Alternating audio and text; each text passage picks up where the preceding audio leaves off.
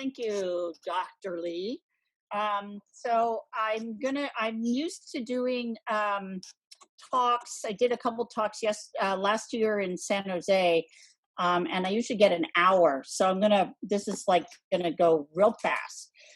So I put this slide in since it includes so many aspects of my narrative. And I think it's the oldest piece that you're gonna see today. Let's go there. This is, this is my artist statement, but I'm going to tell you a little bit about myself. I was born in New York, but grew up in Costa Rica and Bolivia due to a maternal kidnapping, returning to the U.S. and to Hawaii the day Martin Luther King was murdered. I went to the University of Hawaii, University of Hawaii in Honolulu. I went to universities in Tokyo, Edinburgh, Scotland, and I got my MFA from Otis in Intermedia. Intermedia is a word nobody ever uses anymore. This is the visual artist statement because I am very image-based and dyslexic. So I thought this might catch on, but it didn't catch on. I mean, I submitted it for some stuff and I think they didn't like it, but what can I say?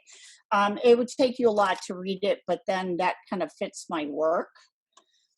Because everybody knows about my new studio. Unfortunately, I'm not doing this from my new studio because I don't have Wi-Fi or my computer there, which is probably a good thing. But there's some pictures from a new studio. It's not quite finished for me to work in, which is real frustrating, but I think within a week I should be able to work. And then at the bottom are pictures of my old studio, which was a tiny bedroom. And I have a press downstairs, so I have to arrange to have the press moved. And this was an old body shop in town, so it's just a 5-minute walk. All the work that I did we moved to France 6 years ago to help me really focus and concentrate on my artwork instead of trying to eat and breathe and rent. And it's been fantastic. But the old studio in the bedroom was too small. And so all my work is work on paper, which I really like, but I'm looking forward to doing some big canvas. And I also did oil on copper too. That's a whole nother story. This is from my website. So I'm just showing you kind of where different areas and my website really has a lot of work on it, so help yourself by going there. It's really an ongoing narrative, like literature, of imagery and symbols. The themes include these areas and more, but they're really images that are dialectical. They have opposite meanings, like tents or protection. They're like wealthy people camping, they're refugees, they're homeless people. Protection, my focus on protection started when I saw a child sarcophagus in a museum and thought about the whoever had this sarcophagus made for their dead child and that they wanted them to be protected for basically eternity. And here we have taken the sarcophagus and thrown the bones somewhere and put it into a museum. So I found that disturbing. And a lot of my work is kind of like that. I started this, there's a whole series about boats, and boats are the shape of coffins as well. There's a very human aspect to it, as well as a colonialism and other aspects, and being on an island in Hawaii. But this was specific regarding the fact that we're still using coal, we're still shipping coal, and causing environmental disasters. And it really kind of got me with this, the North Korea boat that was seized by the US called the Wise Honest. I always catch on things like that are just kind of absurd. I started reading all the stuff about coal things. Also, Hawaii and North Korea had a lot to do with missiles. So I've done a bunch of work, and there's a film about me doing a painting about the North Korea missiles headed to Hawaii figuring. I kind of lost my track there. So this is a Panama Canal future movie, hopefully for the longboats. But anyway, I really get upset with irrational thinking and living in suburbia and lawns. And I tend to add a lot of UFOs to my work to talk about that. This one, Gleanings in Bee Culture, is, I was reading the book on the Wright brothers, and my brother has a place near their Kitty Hawk, and they actually had a hard time getting people to believe that they'd actually flown. And the first person who really wrote an article about it happened to have this Gleanings in Bee Culture because he had a bee culture magazine newsletter, and that's why it was the first place that they had the article that they'd actually flown. Again, this is kind of going back to the sort of ancient humans and UFOs and longboats and all kinds of things like that. All this stuff is on my website. So as I said, I'm just going to try to run through. This is really starting at the beginning of the year with the bushfires in Australia. And so when you have fire, then you end up with loss of the soil, the structure in the soil, and get flooding afterwards because they get the heat and then the rains. And this is actually from the flooding in our Dordogne River, which we live right near. And we're actually in a mill over a river, and we get flooding a lot. So flooding is an amazing sort of iconic archetypal image in my work. Here comes the coronavirus, and they were blaming the pangolins. I do a lot of work with extinct and near extinct animals.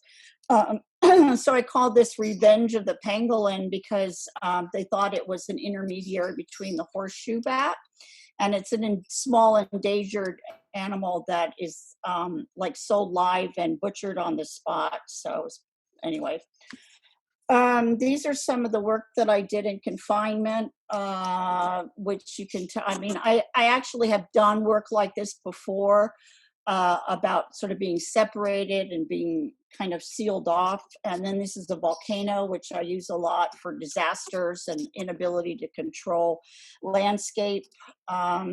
This one takes into account the refugees. You have these sort of coronavirus strange things at the top. I had a severe asthma problem in the hospital, and so they have an asthma piece there, inhaler piece, and you have sort of an awning and hospital beds, all the different aspects of it. This is a reference to like large cities trying to figure out what's going on, and they're in this flood of have to be in isolation with the virus.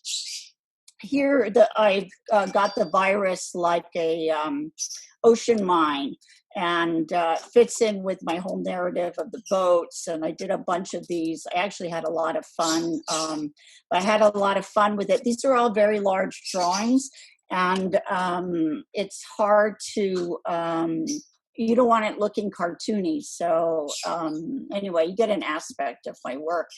Then you go from that into all the murders of Black innocent people in the U.S. and huge imprisonment for simple crimes. Anyway, and this also takes into account the confinement. So I did this piece, and I tend to have this very strong sense of an image, and that I want to put into my work. Anyway, so that's this piece that then goes into a more specific Black Lives Matters, which was Sleeping While Black. Again, I just had this vision of this poor guy falling asleep in his car. I should note too, my first two kids are Creole.